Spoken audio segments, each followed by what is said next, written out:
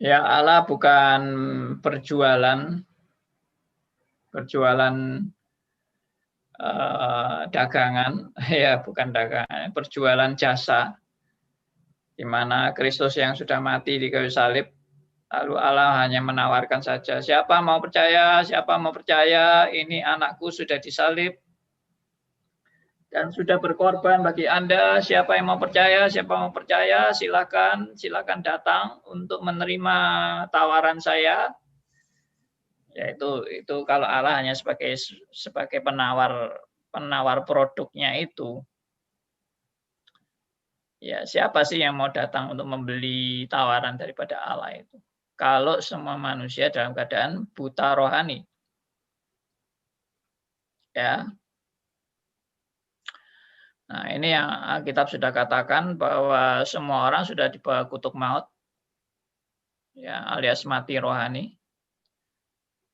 Alias sudah terkutuk, terbelenggu. Ya, kemudian Alkitab juga menyatakan semua orang sudah tidak ada yang benar, tidak ada yang mencari Allah, semua orang sudah berbuat kejahatan. Itu Roma 3 ayat 10 dan 12. Lalu Roma 10 ayat 2 sampai 3, semua orang mendirikan kebenarannya sendiri. Jadi jika Allah hanya menanti saja secara pasif, serta menunggu respon daripada manusia untuk menyambut tawaran Allah, maka pastilah tidak ada manusia yang sanggup meresponi tawaran Allah dari kesadaran dirinya sendiri.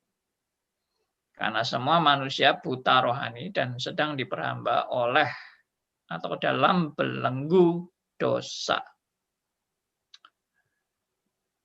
Jadi ini satu hal yang amat sangat penting, makanya saya ulang-ulang terus.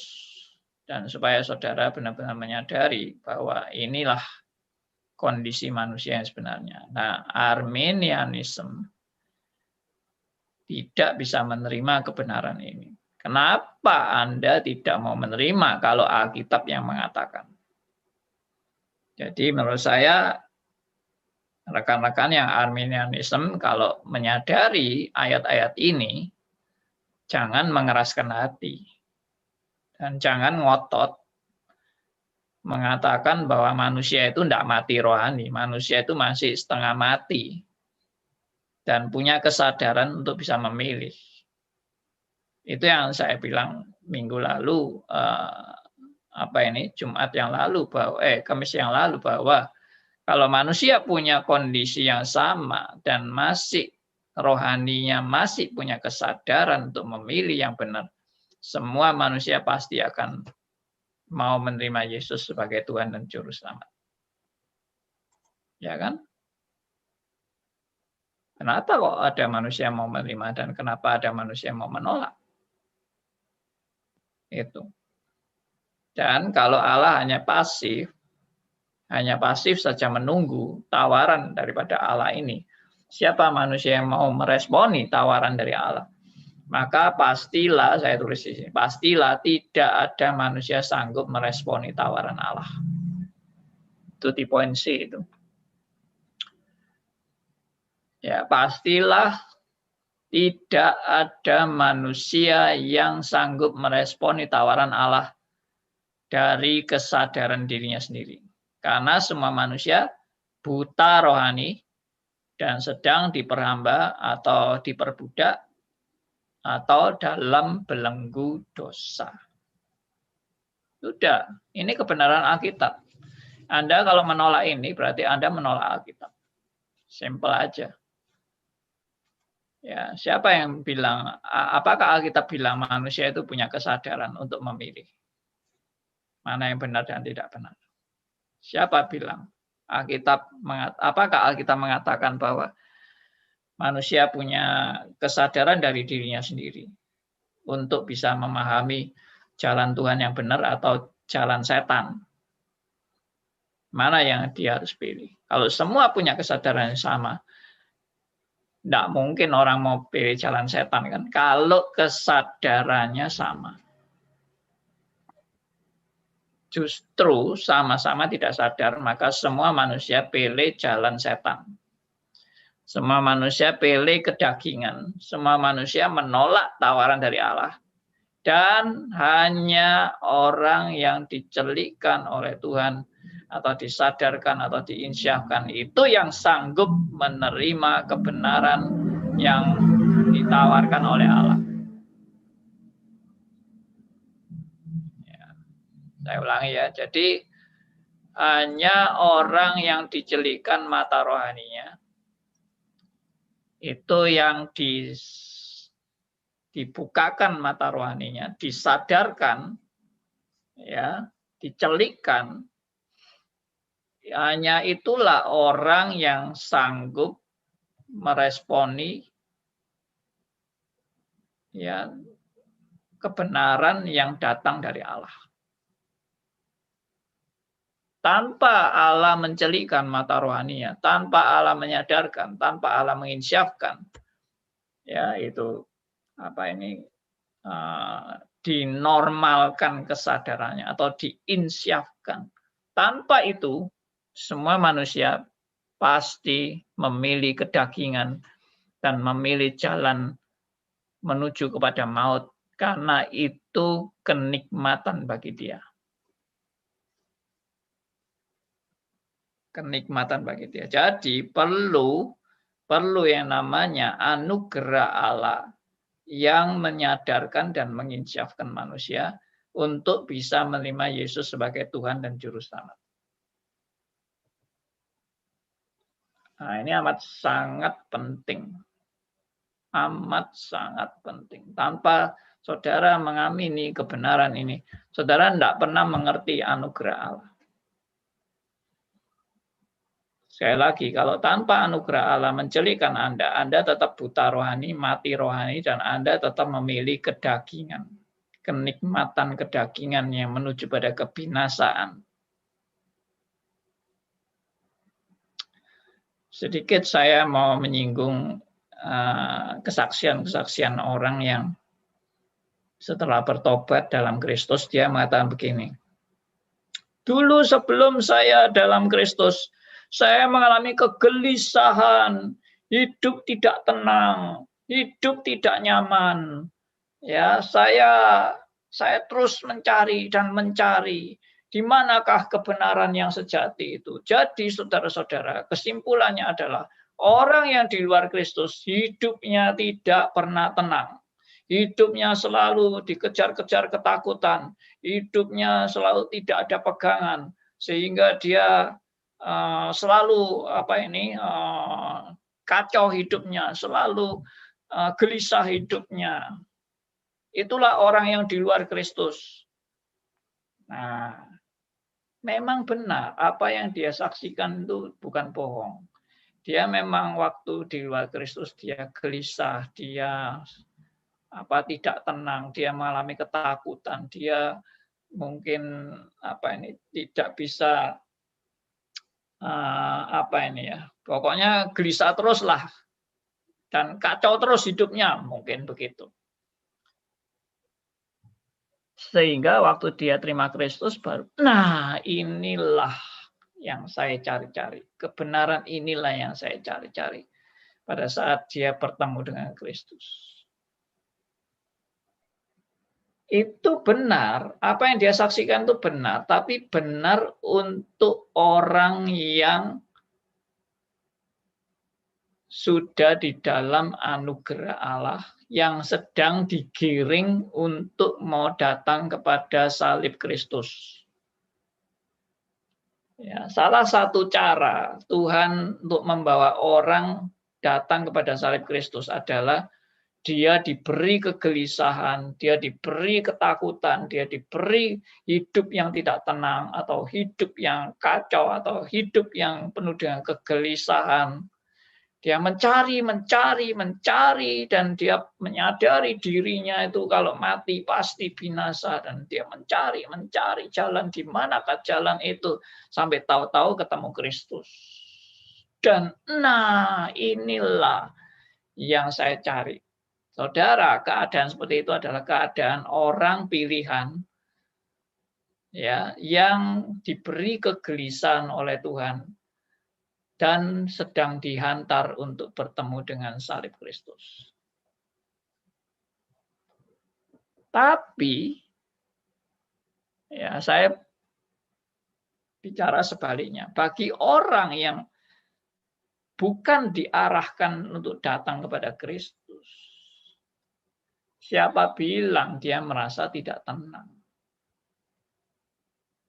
Banyak orang di luar Kristus merasa tenang. Banyak orang di luar Kristus merasa dirinya sudah cukup benar di hadapan Allah. Dan dia enjoy, dia menikmati ketenangan itu, dia menikmati kesalehan hidupnya, dia menikmati apa yang dia sedang jalani meskipun tanpa Kristus. Dia menikmati itu. Jadi siapa bilang orang di luar Kristus pasti gelisah? Itu nggak benar itu. Itu hanya benar bagi orang pilihan yang mau dihantar kepada salib Kristus. Jiwanya tidak tenang sebelum dia ketemu jalan Tuhan. Tapi bagi orang yang memang tidak dihantar kepada Kristus, jiwanya mengalami ketenangan dalam menuju pada kebinasaan. Nah, coba renungkan baik-baik. Kalau semua orang jiwanya tidak tenang, semua orang di luar Kristus jiwanya tidak tenang, maka saya yakin semua orang akan datang kepada salib Kristus. Karena di luar salib Kristus dia tidak tenang, dia gelisah terus, dia mencari di manakah kebenaran yang aku dapatkan, dan akhirnya ditawarkan Kristus. Nah, inilah yang saya cari. Akhirnya semua orang mau terima Yesus karena itulah yang memang yang dia cari. Tapi tidak. Banyak orang di luar Kristus yang mengalami ketenangan yang luar biasa. Kenyamanan yang luar biasa. Bahkan kalau dia hidup dalam dosa pun, dia merasa it's okay. Tidak ada masalah dengan dosa. Ya. Apalagi kalau dia ateis. Dia merasa kalau mati ya selesai. Tidak ada urusan dengan kehidupan setelah mati. Nggak ada itu kehidupan setelah mati. Dia tenang aja. Mati itu definisi orang ateis tentang kematian adalah mati itu berarti saya itu terurai di dalam unsur-unsur kimia yang asali. Ya, maksudnya asal saya dari unsur kimia apa itu lalu berpadu dalam tubuh saya dan menjadi organisme yang hidup. Dan waktu saya mati, unsur-unsur senyawa kimia itu terurai masing-masing di dalam ke asalnya masing-masing. Terurai ke asalnya masing-masing. Ya sudah, itulah hidup bagi orang ateis. Tidak ada sesuatu yang perlu ditakuti tentang kematian. Ya.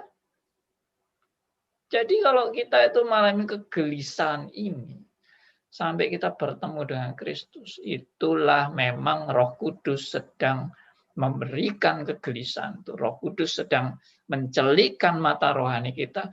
Roh Kudus sedang menghantar dan membimbing saudara dan saya untuk sampai bertemu dengan Kristus. Ya. Luar biasa. Tuhan itu bekerja bukan kebetulan-kebetulan, tidak ada kebetulan. Tuhan kalau tidak bekerja sama sekali, Tuhan kalau tidak menyadarkan, Tuhan kalau tidak menginsiapkan, semua manusia akan enjoy dalam keberdosaannya dan enjoy menuju ke neraka. Ya, oke. Saya harap ini makin jelas. Berikut. Ya, ini ayat-ayat yang tadi saya sudah jelaskan, saya uraikan kembali. Jadi Roma 5 ayat 12, semua orang sudah dalam kutuk maut. Ya, Roma 5 ayat 12, saudara nanti bisa baca sendiri. Roma 3 ayat 10 dan 12, tidak ada orang yang benar, ya, dan tidak ada yang mencari Allah. Roma 3 ayat 10 sampai 12. Ya, kemudian Roma 3 ayat 23, tidak ada yang tidak di bawah kutuk dosa, alias semua berada di bawah kutuk dosa dan telah terdistorsi oleh dosa. Roma 3 ayat 23. Semua orang sudah kehilangan atau kekurangan kemuliaan Allah. Ya, saya tambahkan di sini Roma 10 ayat 2 sampai 3. Manusia yang buta rohani mendirikan kebenarannya sendiri dari dirinya sendiri, dan itu sama dengan pemberontakan kepada Allah. Ya, coba kita sekarang buka Roma 10 ayat 2 sampai 3. Nah, silakan Yusuf bisa bacakan buat kita. Roma 10 ayat 2 sampai 3, sebab aku dapat memberi kesaksian tentang mereka bahwa mereka sungguh-sungguh giat untuk Allah, tapi tanpa pengertian yang benar. Yang ayat yang ketiga, sebab oleh karena mereka tidak mengenal kebenaran Allah dan oleh karena mereka berusaha untuk mendirikan kebenaran mereka sendiri, maka mereka tidak takluk kepada kebenaran Allah. Iya. Secara perhatikan ayat ini, saya sudah berulang kali men-sharingkan, tapi saya ingin saudara benar-benar menyimak kebenaran ini ya. Rasul Paulus menyaksikan tentang orang-orang Yahudi yang giat untuk Allah. Ya, mereka sungguh-sungguh giat untuk Allah. Tapi giatnya untuk Allah ini giat dalam kebutaan. Ya. Tetapi tanpa pengertian yang benar. Berarti buta kan? Giat untuk Allah tapi buta. Tapi mereka enjoy dalam kegiatan itu, mereka enjoy. Dalam kebutaan itu mereka menikmati. Mereka bukan gelisah. Mereka tidak gelisah dalam kebutaan. Mereka enjoy dalam kebutaan. Ya, tanpa pengertian yang benar. Tapi giat untuk Allah. Oke? Jadi ini salah satu contoh, saudara. Orang yang biarpun di luar Kristus, tapi dia enjoy. Dan dia merasa dia sangat menikmati bagaimana dia giat untuk Allah, meskipun tanpa pengertian yang benar. Lalu apa yang mereka lakukan? Sebab oleh karena mereka tidak mengenal, ya, mereka tidak mengenal kebenaran Allah. Ya, jadi tanpa pengertian yang benar itu tidak mengenal kebenaran yang datang dari Allah. Dan karena mereka tidak mengenal kebenaran dari Allah, lalu apa? Ini semua sebab akibat. Karena mereka berusaha untuk mendirikan kebenaran mereka sendiri. Enjoy. Mereka tetap enjoy. Biarpun mereka di luar Allah, di luar kebenaran Allah, mereka enjoy di dalam mendirikan kebenaran mereka sendiri. Dan dikatakan karena orang yang mendirikan kebenaran mereka sendiri, maka mereka tidaklah takluk kepada kebenaran Allah. Perhatikan, tidak takluk pada kebenaran Allah. Dengan kata lain, mereka adalah pemberontak-pemberontak Allah. Dan mereka enjoy di dalam memberontak kepada Allah. Mereka enjoy. Jadi saudara jangan dipikir orang-orang yang di luar Kristus itu semua enggak tenang. Enggak. Mereka tenang. Dan mereka nyaman.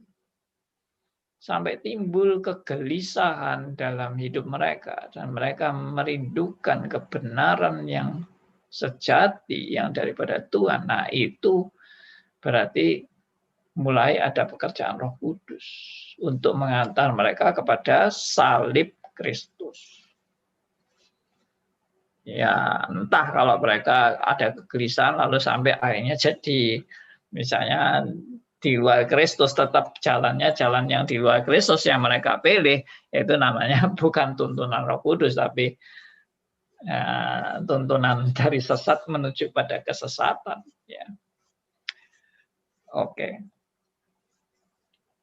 Jadi dalam hal ini bukti-bukti bahwa orang-orang yang di luar Kristus itu orang-orang yang tenang-tenang aja. Mereka tidak mengalami kegelisahan seperti yang kita dengar sharing orang-orang yang gelisah di luar Kristus, lalu mereka menyimpulkan berarti saudara-saudara semua orang yang di luar Kristus pasti gelisah sama seperti saya dulu sebelum dalam Kristus. Enggak semua orang seperti itu. Ya. Oke, saya lanjut.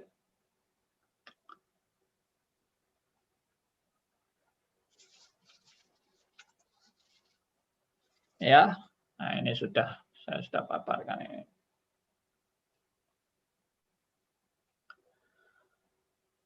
Nah, ini jadi contoh yang jelas, saya ambil 2 contoh saja di Alkitab selain tadi Roma 10 ayat 2-3.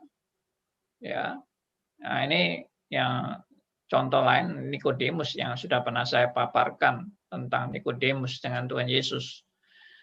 Jadi Nikodemus yang buta rohani tidak bisa melihat misi kerajaan Allah sehingga perlu dilahirkan kembali. Nah, saya melihat Nikodemus itu mulai mengalami kegelisahan. Ya, dia sudah tidak tenang, Nikodemus.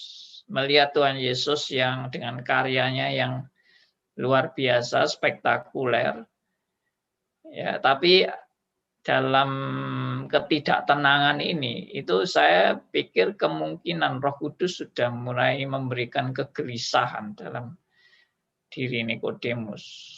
Tapi dia masih tetap nggak ngerti karena dia masih buta rohani. Dia datang kepada Kristus. Itu sudah merupakan gerakan dari Roh Kudus juga yang luar biasa untuk dia mau datang kepada Kristus dan dia tidak jual mahal, dia tidak gengsi. Dia sebagai orang yang lebih senior dan dia punya kedudukan yang sangat tinggi sebagai pemimpin agama Yahudi. Ya, lalu datang kepada Kristus yang dianggap ajaran liar dan dibenci oleh orang Farisi dan ahli Taurat. Tapi Nikodemus mau datang. Nah, itu kan luar biasa. Saya percaya itu ada gerakan Roh Kudus dan memang benar. Waktu Tuhan Yesus ketemu dia, Tuhan Yesus langsung bilang, kamu harus dilahirkan kembali. Kalau tidak dilahirkan kembali, kamu tidak bisa melihat kerajaan Allah. Matamu buta. Kamu harus dicelikkan oleh Roh Kudus tentunya. Nah, ini contoh ya. Contoh orang yang harus dari buta dicelikkan. Kalau Tuhan tidak mencelikkan, Nikodemus tetap tidak mengerti apa-apa dan tidak memahami apa-apa tentang karya Kristus. Harus dicelikkan. Dan saya percaya akhirnya Nikodemus menjadi orang percaya. Ya.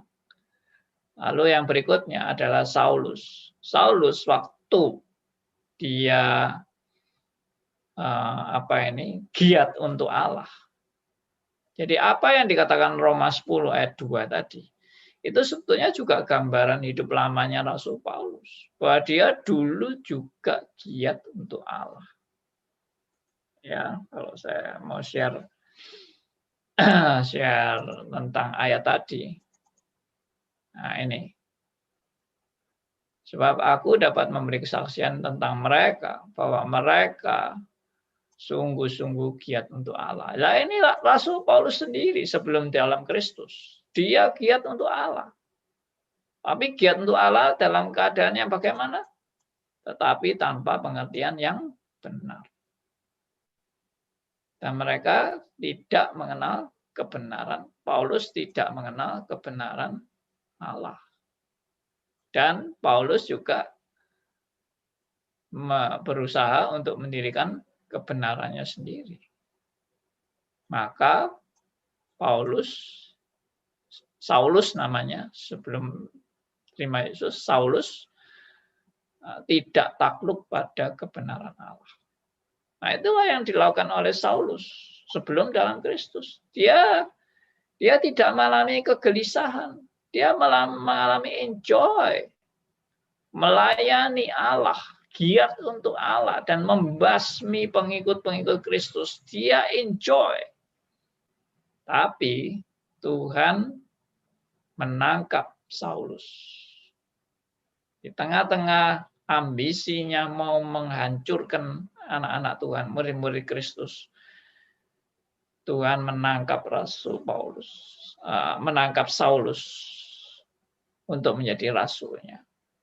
Sudah, begitu Tuhan menangkap Saulus, Saulus langsung tidak berkutik. Ya, Saulus langsung tidak berkutik. Saulus langsung takluk kepada kedaulatan Allah. Waktu Tuhan menangkap Saulus, apakah Saulus bisa punya dua kemungkinan? Menolak Allah atau menerima Allah? Tidak mungkin punya dua kemungkinan. Dia sudah langsung begitu jatuh dari kudanya, langsung delosor, ya langsung tengkurap dan menyembah yang membutakan dia. Sehingga dia bertanya, siapakah engkau Tuhan? Nah, mungkinkah Saulus waktu itu menolak Tuhan Yesus? Saya tidak mau jalanmu, saya tidak mau mengikut engkau, pergilah engkau. Tidak mungkin. Tidak mungkin. Karena dari kebutaan rohani, Tuhan sudah mencelikkan dia waktu itu.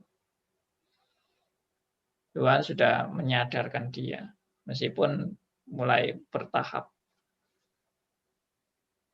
Ya, jadi pertanyaannya kembali juga tentang Saulus. Siapa yang mencari siapa? Apakah Saulus yang mencari Allah atau Allah yang mencari Saulus? Nah, ini sangat jelas sekali. Kalau kita periksa posisi yang tidak jelas, kita akan kacau.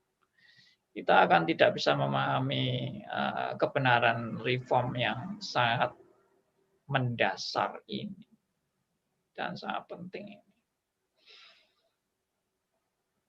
Ya, jadi jelas sekali dalam hal ini siapa yang berinisiatif untuk menyadarkan dan menginsyafkan. Nah, manusia dalam kebutaan.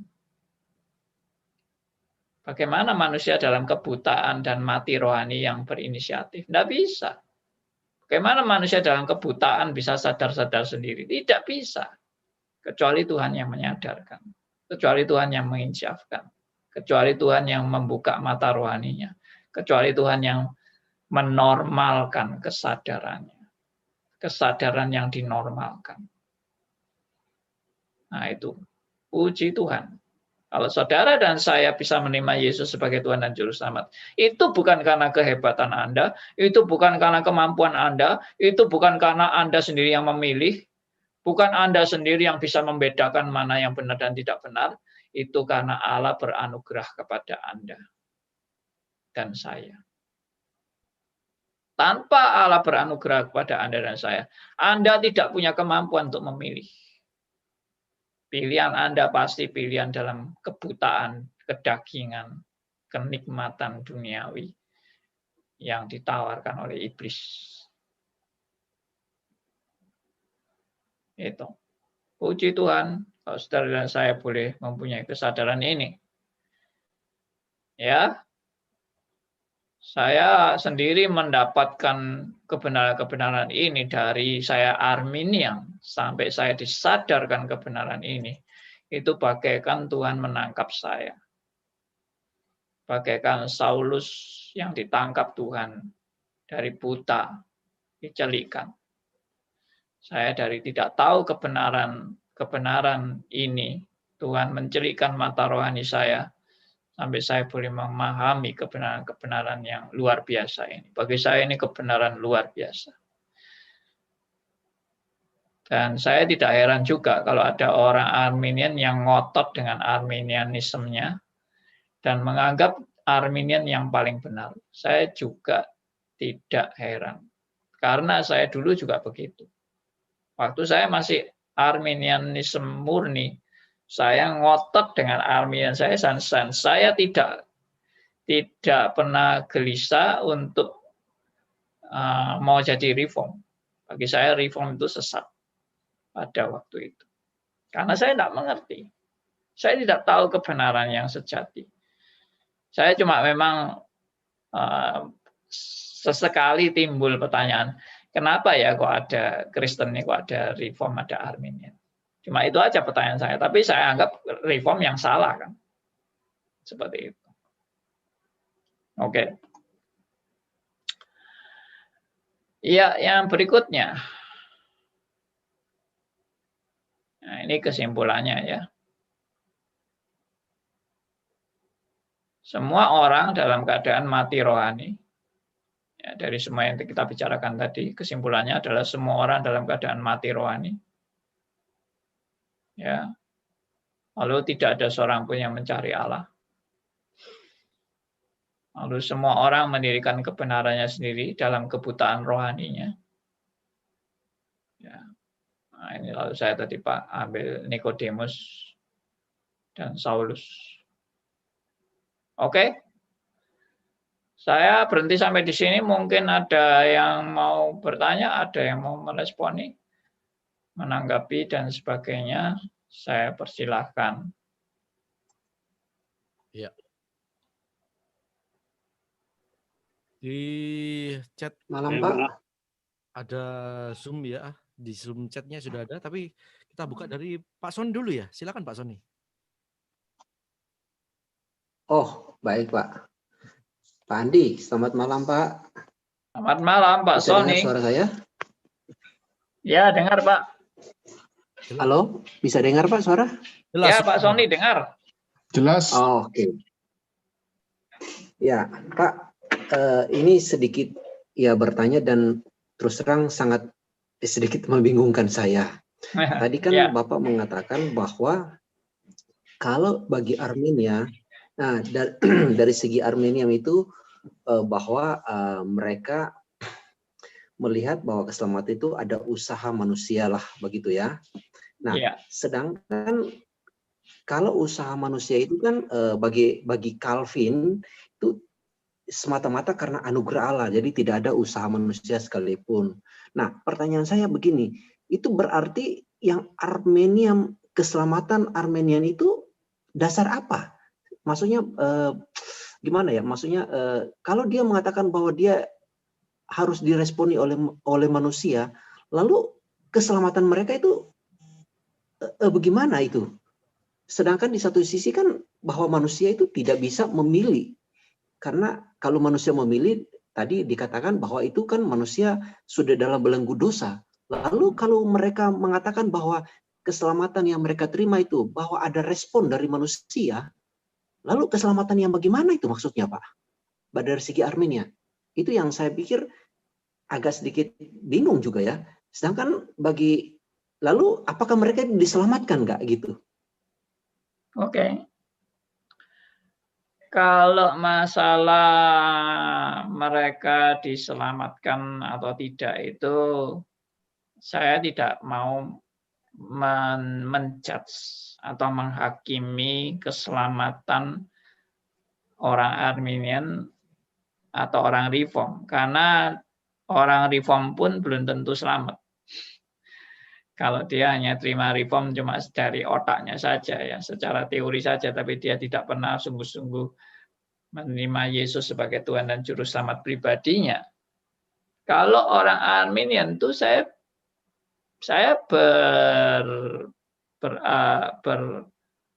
berpresupposisi bahwa mereka juga bisa selamat. Karena keselamatan itu bukan karena teologi kok.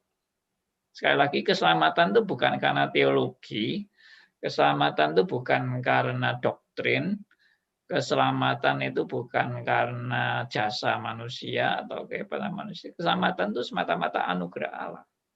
Itu yang pertama. Tapi dalam menerima anugerah keselamatan itu dia bisa dalam kondisi yang masih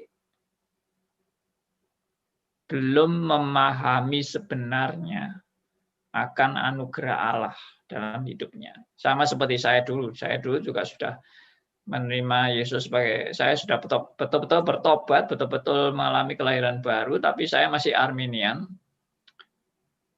Dan Tuhan sedang memproses saya untuk pengertian yang menuju pada kebenaran demi kebenaran. Jadi saya percaya kalau dia anak Tuhan sejati, memang doktrin tidak menyelamatkan, tapi kalau dia anak Tuhan sejati, akan dihantar oleh Roh Kudus untuk mengerti kebenaran demi kebenaran yang makin mendekati kitab suci. Dan itu pasti doktrin. Pasti ada pertumbuhan doktrin. Jadi tidak mungkin anak Tuhan sejati itu tidak ada pertumbuhan doktrin. Dan akhirnya doktrinnya tambah lama, tambah ngawur, dan tambah sesat. Itu tentunya pasti bukan pimpinan Roh Kudus. Ya. Nah, kalau tadi Pak Sony bingung dengan bagaimana keselamatan mereka, kalau mereka itu menganggap manusia itu punya peran dalam keselamatan. Ya, karena mereka itu yang dari awal diskusi ini saya sudah menekankan bahwa Arminian itu salahnya adalah melihat fenomena. Bukan dari permulaannya, tapi dari tengah-tengah diskusi ini. Dari sesi 1 sampai sesi 11 ini. Di tengah-tengah itu saya sudah pernah menekankan bahwa salah satu kesalahan utama Arminianisme adalah melihat fenomena. Fenomena itu gejala di permukaan saja. Bahwa memang yang mengambil keputusan mau ikut Yesus kan kita sendiri yang mengambil keputusan.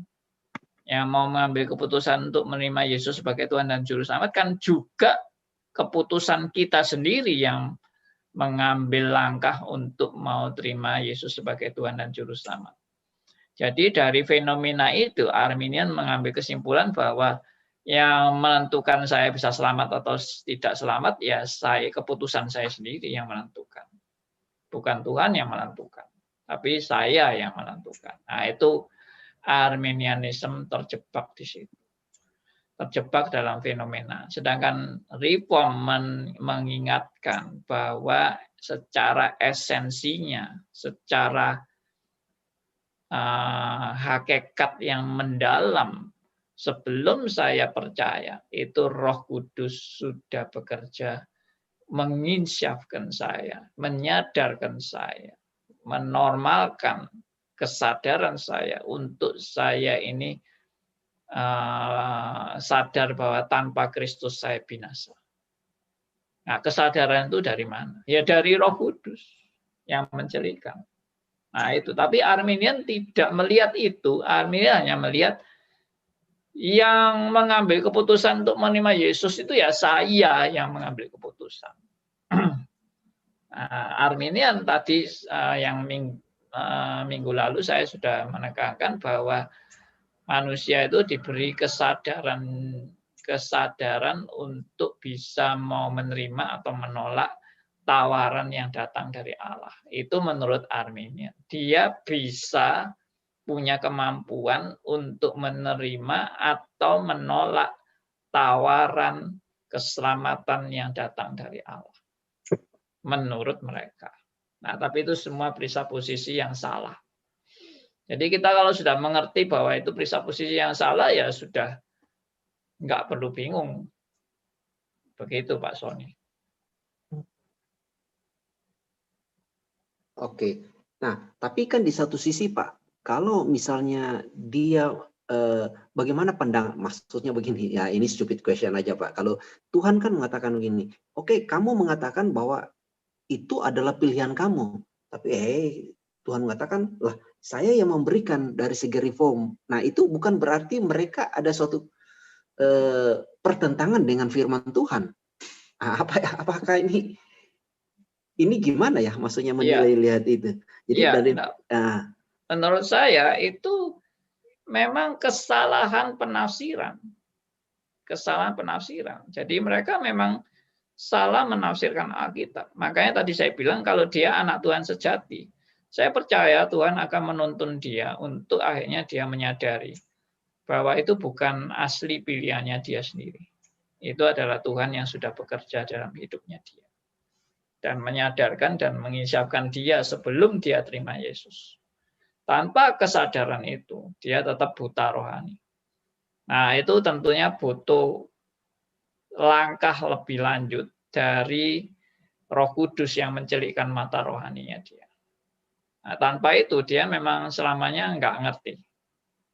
Selamanya dia juga akan merasa ya yang bisa menerima Yesus sebagai Tuhan dan Juru Selamat ya dari kemauan saya sendiri. Yaitu terjebak pada fenomena itu.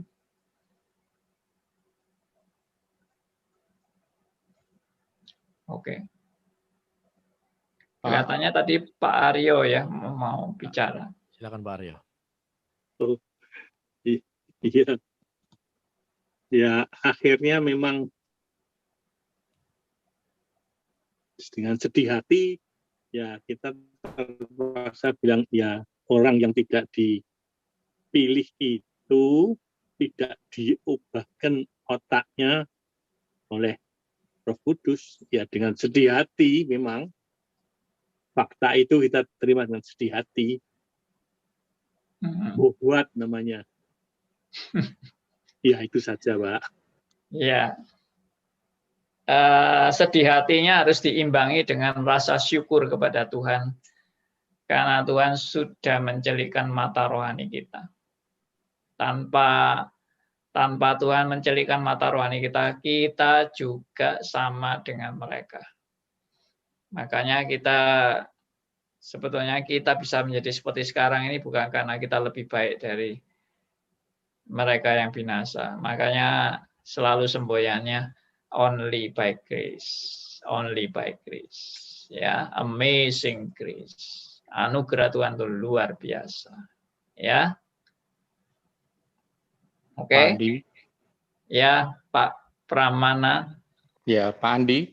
Jadi orang yang di luar Kristus adalah mati rohani, buta rohani. Baru waktu dia dicelikkan, dia akan sadar bahwa dia orang berdosa. Yes. Nah, begitu ya Pak ya? Betul. Nah, Senin kemarin kan bahas di dalam Ibrani 6, 4-6 itu Pak. Iya. Itu di situ kan dikatakan pribadi pernah mengecap karunia-karunia, pernah dapat bagian dalam Roh Kudus, mengecap firman yang baik. Ini apakah tidak sudah dicelikkan Pak? Karena dia bisa mengecap firman dan karunia Roh Kudus itu Pak.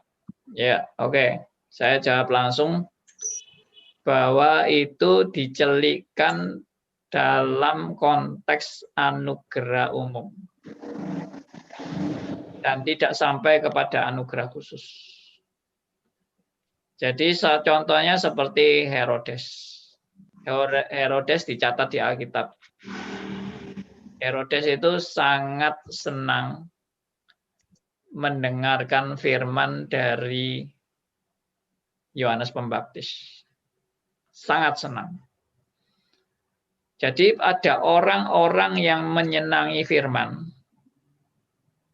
Tapi kesenangannya itu adalah kesenangan dalam konteks anugerah umum saja.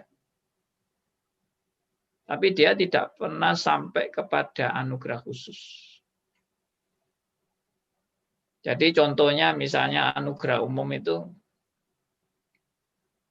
wah orang yang sungguh-sungguh taat sama Tuhan, Tuhan akan memberkati dia. Dan ternyata dia menerima berkat-berkat Tuhan itu. Dia hidupnya penuh dengan kelimpahan, ya toh. Dia bisa kaya raya, usahanya sukses. Wah, dia senang sekali dan dia menikmati berkat-berkat Tuhan itu. Nah, itu yang dimaksud dengan dia mengecap karunia-karunia surgawi dalam konteks anugerah umum. Jadi orang yang mengalami berkat-berkat secara konteks anugerah umum itu bukan hanya orang di dalam Tuhan, orang di luar Tuhan juga mengecap anugerah Tuhan secara anugerah umum. Dalam konteks anugerah umum. Itu yang Tuhan Yesus pernah bilang, matahari bersinar juga bagi orang jahat maupun orang benar. Hujan juga diberikan baik kepada orang jahat maupun orang benar. Artinya, anugerah umum itu diberikan bisa kepada siapa saja. Nah, itu apa ini? Kalau tadi ditanya mengenai orang-orang yang mengecap karunia surgawi. Bahkan bisa juga dia seorang pendeta. Ya, pendeta yang dapat anugerah Tuhan, hebat sekali khotbahnya. Wah, banyak orang tertarik sama dia. Dan bahkan banyak orang yang menerima Yesus sebagai Tuhan dan Juru Selamat melalui pelayanan dia. Tapi dia sendiri tidak menerima anugerah khusus itu. Bisa terjadi seperti itu. Dan itu luar biasa sekali itu. Dia hanya dipakai Tuhan saja. Dia hanya dipakai Tuhan untuk membawa orang datang kepada Kristus. Tapi dia sendiri menikmati kedagingan. Misalnya, dia jadi pendeta yang tujuannya cuma dia itu dipuji-puji manusia, dihormati, lalu dia menjadi pendeta yang kaya raya, dikasih persembahan-persembahan yang luar biasa hebatnya. Dia menikmati itu, kenikmatan dalam kebutaan rohani. Tapi dipakai Tuhan, jadi alat. Nah, kalau bicara dipakai Tuhan jadi alat itu enggak usah heran dong. Setan aja juga dipakai Tuhan. Itu di satanologi ya. Saya sudah bahas satanologi sampai berapa sesi itu? 25, Pak. 25 sesi. Ya, oke, itu Pak Pramana jawabannya.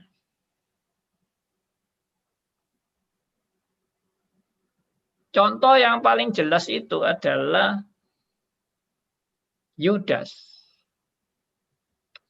Yudas itu dipakai Tuhan loh. Sebelum dia mengkhianati Tuhan Yesus, Yudas itu juga diutus untuk memberitakan Injil dari Tuhan. Ya, Tuhan Yesus pernah mengutus murid-muridnya kan untuk beritakan Injil atau firman Tuhan kepada orang-orang Yahudi. Nah, Yudas termasuk yang diutus. Oke. Berarti dia diutus tapi tidak dipilih itu, Pak? Yes. Benar. Nah, kalau Saul itu bagaimana, Pak? Dia kan dipilih terus akhirnya kan apa? Saya jawab untuk Saul, Raja Saul. Iya. Raja Saul itu dipilih sebagai raja. Yudas pun dipilih sebagai murid Kristus. Tapi dipilih baik sebagai raja maupun sebagai murid Kristus tidak dijamin dipilih untuk diselamatkan. Jadi beda ya, dipilih untuk diselamatkan dan dipilih untuk suatu profesi ya atau suatu jabatan itu tidak sama. Nah, seringkali orang menganggap kalau sudah dipilih untuk suatu jabatan yaitu termasuk keselamatannya. Enggak. Tidak berkaitan langsung dengan keselamatan. Karena kalau dia hanya dipilih untuk suatu jabatan itu, begitu jabatannya selesai, ya sudah, selesailah dia dalam konteks hanya untuk menjalankan jabatan itu. Setelah itu mengenai keselamatannya, itu perkara yang lain sama sekali. Contoh lain, bangsa Israel juga dipilih sebagai bangsa pilihan. Tapi tidak ada jaminan bahwa bangsa Israel itu seluruhnya diselamatkan. Tidak. Mereka hanya dipilih sebagai bangsa pilihan. Bukan orang pilihan. Jadi bangsa pilihan dan orang pilihan itu beda. Orang pilihan maksudnya pilihan untuk diselamatkan ya. Bangsa pilihan itu tidak dalam konteks untuk diselamatkan. Bangsa pilihan itu dalam konteks perjanjian Allah kepada umatnya untuk mendatangkan Mesias. Itu bangsa pilihan. Ya. Tapi kalau orang pilihan, dalam arti orang pilihan dalam konteks keselamatan, itu jelas. Kalau memang dipilih untuk diselamatkan, ya konteks keselamatannya sudah jelas tidak diragukan. Tapi kalau itu pilihan hanya untuk jabatan, itu tidak berkenaan dengan keselamatan. Nah, saya harap ini bisa dibedakan dengan jelas oleh Ya, Pak. Ya. Ya. Pernah saya ditanya sama orang, Pak, kalau keselamatan pilihan dan yang tidak dipilih itu akhirnya binasa, pertanyaan dia, loh dia tidak minta dihidupkan, tidak minta lahir, kok dilahirkan terus tidak dipilih. Itu gimana jawabannya, Pak? Ya, good. Nah, Pak Pramana ini mantap ini pertanyaan-pertanyaannya ini. Oke, saya jawab. Jadi begini, banyak orang yang menganggap bahwa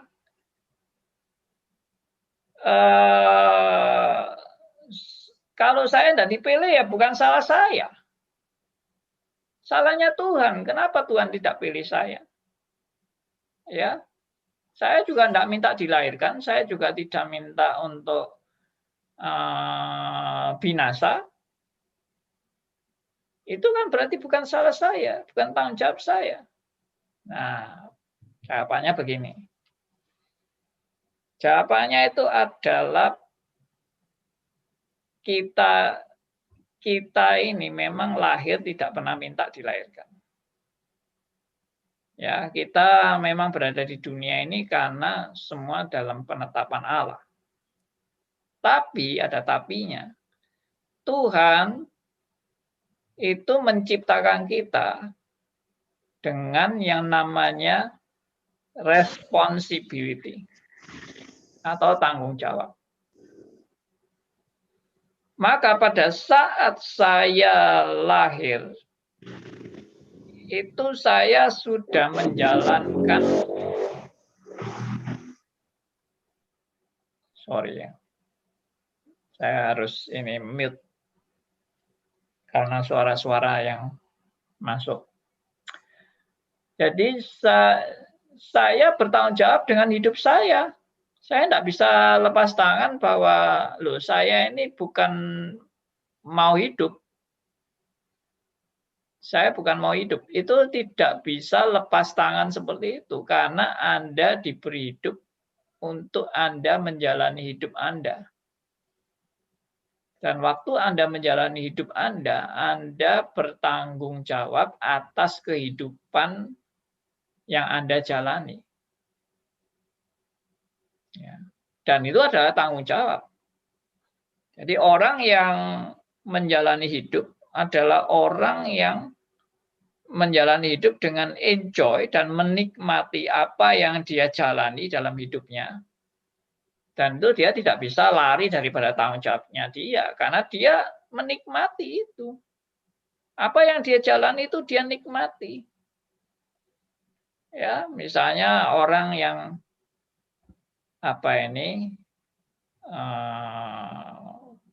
kerjaannya misalnya kepelacur misalnya, ya, atau berjudi, atau memperkosa atau membunuh dan sebagainya, dia tidak bisa bilang, loh ini bukan salahku. Ini bukan salahku. Aku menjadi seperti ini karena Tuhan yang tidak pilih aku. Enggak seperti itu ceritanya. Kamu berbuat itu, kamu harus bertanggung jawab. Karena kamu berbuat kan juga itu kamu atas keinginanmu sendiri kan kamu berbuat itu.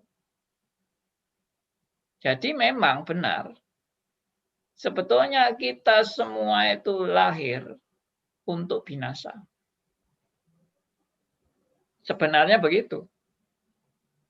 Kita lahir untuk binasa. Dan kita lahir itu dalam kebutaan rohani dan kenikmatan terhadap kedagingan kita. Nah, maka itu saya berikan ilustrasi ini. Sebetulnya sudah sering sih ada ilustrasi ini. Ada 2 kecelakaan. Ya. Ilustrasi ini memang tidak sempurna, tapi mau menggambarkan sebetulnya keberadaan yang sesungguhnya. Ada 2 kecelakaan. Satu kecelakaan di tol, satu kecelakaan di jalan ramai. Bukan jalan tol. Nah, lalu yang kecelakaan di jalan ramai ini, luar kecelakaan berat, sampai orangnya yang kecelakaan berdarah-darah, tapi karena jalan itu ramai, langsung ada yang menolong dan membawa orang ini ke rumah sakit, dan akhirnya selamat. Oke, lalu kecelakaan yang kedua ini, kecelakaan di tol, kecelakaan hebat juga, kecelakaan tunggal, dia nabrak mungkin tembok yang menjembatan, tembok dari jembatan, dia tabrak, akhirnya hancur kendaraannya, dia berdarah-darah, dan tidak ada yang menolong. Karena jalan tolnya sepi, dan tidak ada yang tahu kalau ada kecelakaan itu. Akhirnya dia berdarah-darah sampai akhirnya mati. Nah, sekarang saya tanya, orang yang kecelakaan sampai nggak jadi mati. Pertanyaan saya adalah, kenapa dia nggak jadi mati? Karena ditolong. Karena ditolong. Lalu yang kedua, pertanyaan saya, kenapa orang yang ditol itu akhirnya mati? Karena tidak ada yang nolong. Nah, ini agak miss, ya. Agak missnya begini. Sebenarnya dua orang ini kecelakaan itu mestinya mati. Ya, karena berdarah-darah mestinya mati. Maka yang tidak jadi mati ini karena ada yang menolong itu benar. Tapi yang mati ini sebetulnya kurang tepat kalau dikatakan tidak ada yang menolong. Yang mati ini karena apa?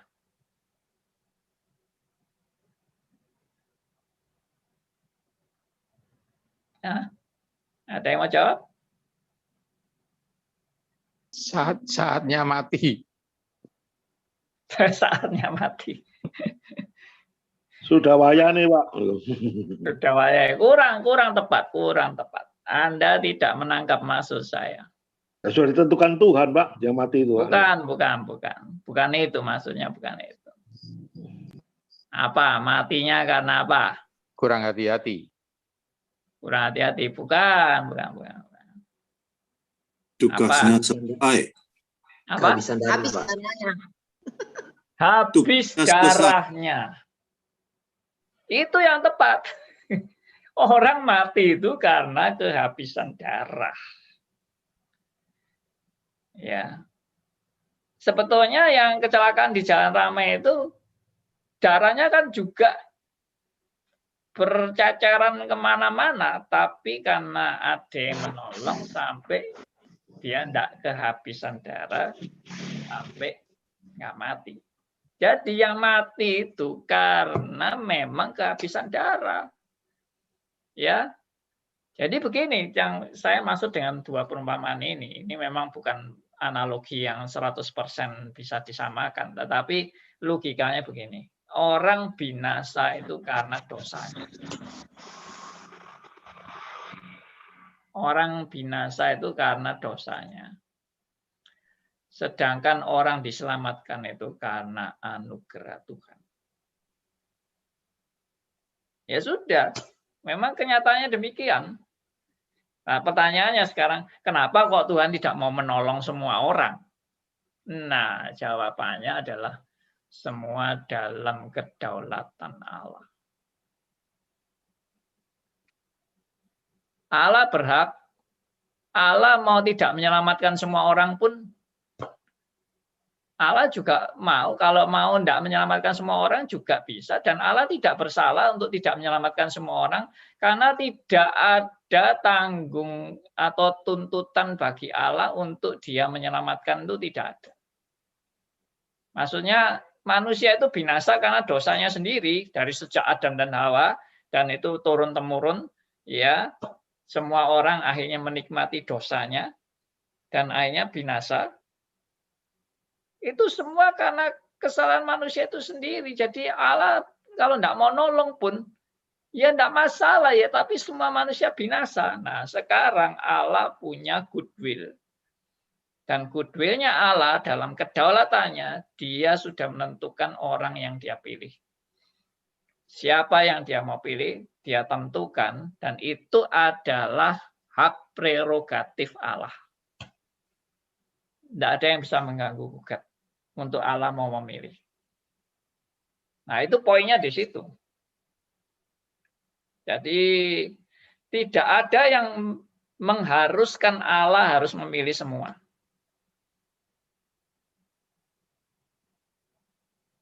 Nah, saya kasih contoh lain. Meskipun contoh ini semua tidak bisa menyamakan dengan diri Allah. Tapi ini mau menunjukkan hak dan kedaulatan. Ya, saya sebagai dosen misalnya di satu kelas. Kelas ini ada kurang lebih 25 mahasiswa. Lalu saya ya karena di rumah saya ini ada permen. Lalu saya bawa 5 permen di kelas itu. Dan lalu 5 permen ini saya mau kasih kepada mahasiswa saya. Dan karena saya cuma mau bawa 5, dan saya mau kasih hanya kepada 5 orang, saya pilih 5 orang yang saya mau kasih menurut kemauan saya sendiri. Lalu yang lain protes misalnya, loh Pak, Bapak tidak adil ya, kenapa kok yang dikasih ini cuma orang-orang itu aja, saya kok tidak dikasih, misalnya semua protes. Lalu saya bilang, loh ini permennya permen saya sendiri kok. Pertama itu, ini permennya permen saya sendiri. Yang kedua, Anda tidak ikut urun untuk saya beli permen ini kan. Anda tidak ikut istilahnya nyumbang untuk beli permen ini. Yang ketiga, saya mau kasih kepada siapa itu kan hak saya. Anda tidak bisa melarang kan, saya mau kasih kepada siapa. Itu hak saya. Nah, kira-kira mirip seperti itu. Tuhan mau memberi anugerahnya kepada siapa Tuhan mau beri. Itu haknya Allah. Apakah Allah sanggup untuk bisa mau menyelamatkan semua orang? Sanggup aja kalau Allah mau. Tapi masalahnya Alkitab tidak berkata itu. Alkitab tidak berkata Allah mau menyelamatkan semua orang. Kalau ada ayat yang mengatakan Allah menghendaki semua orang diselamatkan, kata semua di situ harus dikasih tanda petik, yaitu semua orang pilihannya. Itu yes. Nah ini saya mau langsung masuk ke bagian yang terpenting dari reform, yaitu apa? Sejak semula Allah sudah menetapkan siapa yang Allah mau pilih dan siapa yang tidak. Itu sejak semula itu Alkitab yang menyaksikan. Ya, ada dua perumpamaan yang saya selalu tekankan di dalam kaitan ini, yaitu dari sejak semula sudah ada pembedaan antara kambing dan domba. Dari sejak semula sudah ada pembedaan antara gandum dan lalang. Ya, domba dan kambing, gandum dan lalang. Itu sudah sejak semula. Alkitab menyaksikan ada gandum, ada lalang, ada domba, ada kambing. Maka kita tidak bisa menyangkal kebenaran ini.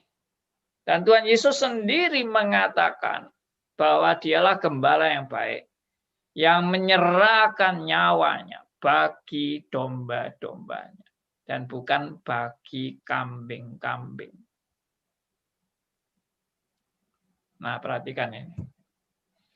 Ini memang mulai dalam, dan mulai ke hal yang lebih khusus dan lebih khusus, ya, masuk kepada teologi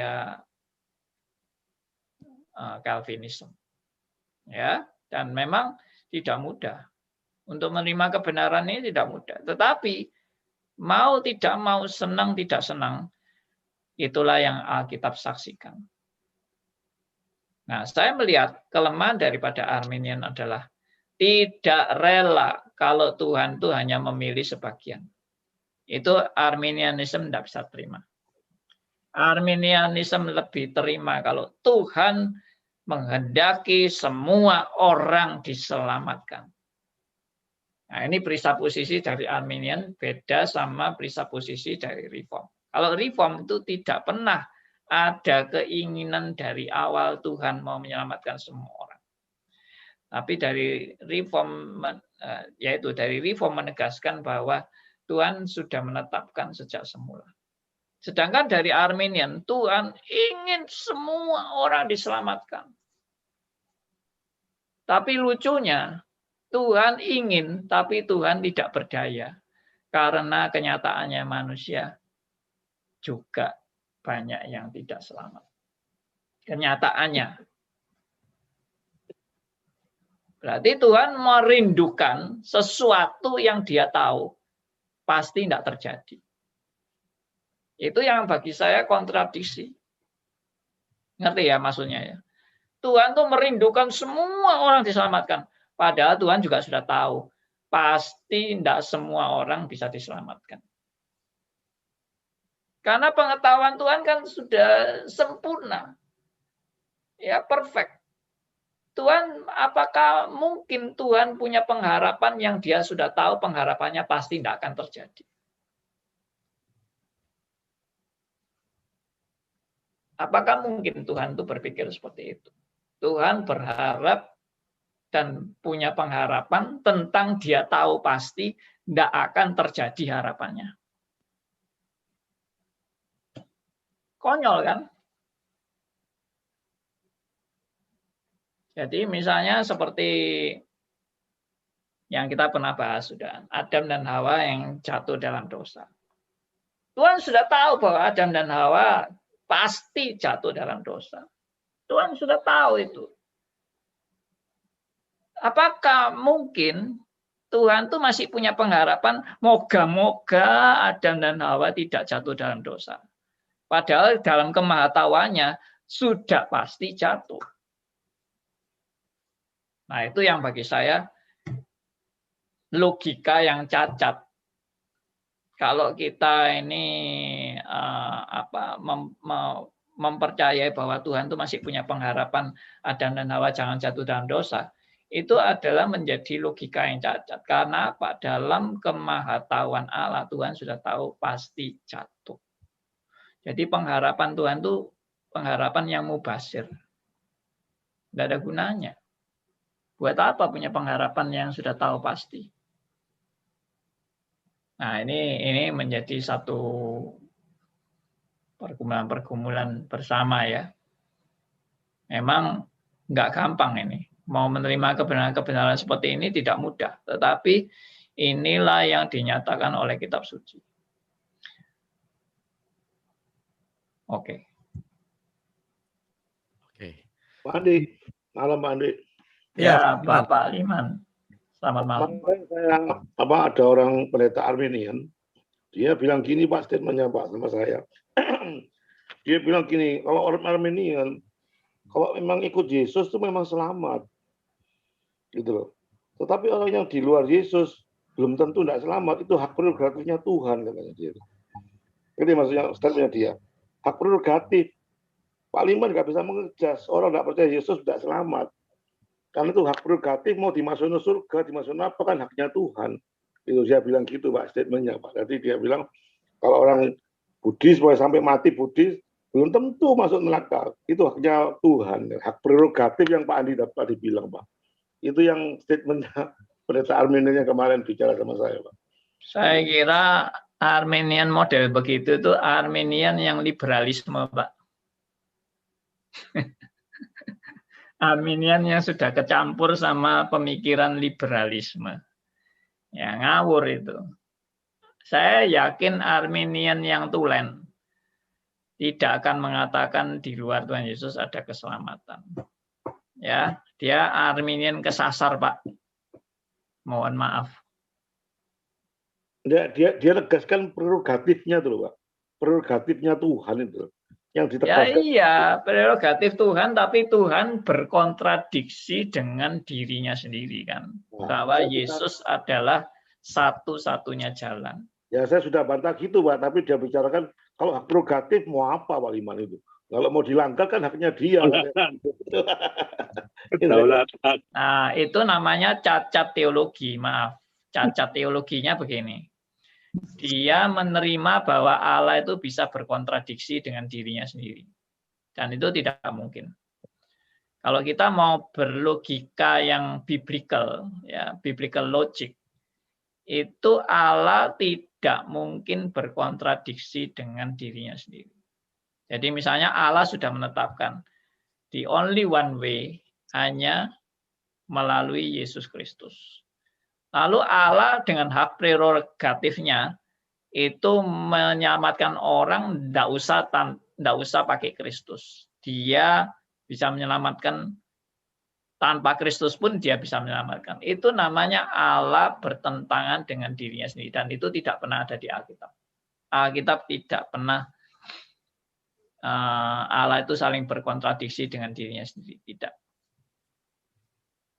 Presupposisinya salah, Pak. Betul. Presupposisinya itu berkontradiksi dengan keberadaan Allah yang konsisten dengan dirinya. Ini sudah kurang 1 menit. Pak Andi, malam Pak Andi. Ya. Pak Andi, Ya, saya mau balik sedikit Pak ke cerita Bapak mengenai dosen yang bagi-bagi permen itu Pak. Ya. Jadi waktu ada teriakan Pak dosen tidak adil gitu ya. Nah sebenarnya konsep keadilan itu kan kalau kita telah lebih lanjut Pak, itu kan dibentuk dari paradigma pendidikan, terus keluarga, terus media massa gitu ya. Nah ternyata kita mendapati itu menjauhi isi hati Allah gitu Pak. Tidak sama dengan perkataan firman gitu ya. Ada gap yang jauh gitu Pak. Ya. Nah, ternyata tidak sesuai gitu Pak. Iya. Keadilan menurut pengertian kita dengan Allah itu lain gitu. Yes. Ya. Tapi ya mungkin saya tadi mikir gini sih Pak, apakah kita bisa sepenuhnya seperti Allah gitu, mengikuti isi hati Allah gitu. Karena kan ada batasan Pak. Yeah. Yesus kan bilang akulah satu-satunya jalan, kebenaran dan hidup. Itu border, itu batasan. Kita orang biasa nggak akan bisa ngomong gitu kan. Ya Pak, saya itu aja Pak, makasih ya. Oke. Ya, jadi konsep keadilan itu pun juga harus kita menangkap dengan benar. Kalau bicara keadilan, semua orang harus binasa karena dosa-dosanya. Itu keadilan Allah. Kalau bicara soal keselamatan, itu namanya adalah anugerah Allah. Allah mau pilih siapa saja itu namanya prerogatif Allah. Ya, dan kedaulatan Allah. Maka ya itu semua sudah dipaparkan oleh Alkitab. Kita kalau mau bicara keadilan, semua manusia seharusnya binasa. Tapi kalau bicara keselamatan, itu adalah only by grace. Ya. Dan kalau Tuhan mau pilih siapa yang mau diselamatkan, itu hak kedaulatan Allah dan prerogatif Allah. Nah, biarlah ini boleh menguatkan kita semua di dalam kita belajar firman Tuhan. Saya serahkan kembali kepada Yusuf. Ini di chat Zoom masih ada yang bertanya, Pak. Apakah kita buka dari Pak Elia? Coba disebutkan aja pertanyaannya. Tadi Pak mengatakan jiwa yang tidak tenang dan terus digelisahkan untuk bertemu Kristus. Nah, bagaimana mengatakan kepada diri sendiri agar tidak terjerat dalam ekses fatalisme saat menjalani faham hanya karena anugerah? Dan bagaimana kita berkata kepada diri sendiri agar tidak terjebak aku, dan aku yang enjoy dalam kebenaran kita sendiri itu, Pak? Apakah ada saran yang efektif untuk kita bisa tetap dalam kesadaran saran itu dalam mengantisipasi dua jebakan itu? Terima kasih. Iya, ini butuh waktu yang cukup panjang menjelaskan. Mungkin disimpan aja ya pertanyaannya. Ya, kita simpan dulu untuk di hari Kamis, Pak ya. Ya. Oke, baik. Bagi yang masih mau bertanya, nanti jangan lupa hari Kamis kita masih ada program acara Question and Answer di jam yang sama, dari jam 7:30 malam sampai jam 9 malam di waktu Indonesia bagian Barat. Dan karena waktu yang sudah mendekati akhir, kita tutup dalam doa. Pak Andi, silakan. Oke, saudara yang saya kasih dalam Tuhan, kita karena dibatasi waktu, jadi kita juga akan berlanjut pada hari Kamis yang akan datang, dan kita bersyukur pada Tuhan. Ya, mari kita berdoa. Bapa yang di surga, kami sungguh bersyukur, berterima kasih karena anugerah-Mu. Kami bersyukur karena belas kasihan Tuhan bagi kami, orang-orang berdosa ini, sehingga Tuhan boleh mencelikkan mata rohani kami, memberi kami pengertian, hikmat, dan bijaksana yang daripada Tuhan. Biarlah kami juga belajar rendah hati di hadapan Tuhan, dan kami juga menyadari bahwa kami adalah hanya sebagai suatu ciptaan yang Tuhan berikan belas kasihan-Mu. Kami sungguh bersyukur Tuhan atas anugerah yang luar biasa bagi kami semua, orang-orang yang sepatutnya binasa ini.